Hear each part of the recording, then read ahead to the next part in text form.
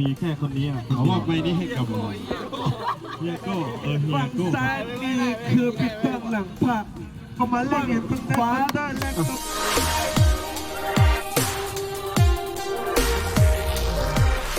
เดี๋ยวรอพี่รวยก่อนแต่พี่ไม่รวยหอมบอกว่ามันสยาเนี่ยเลยว่ะ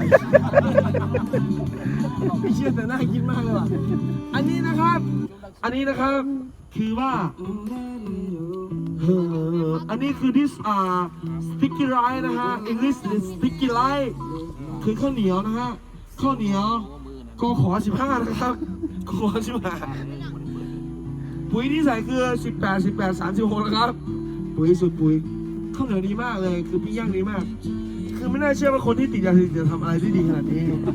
ผมก็มายก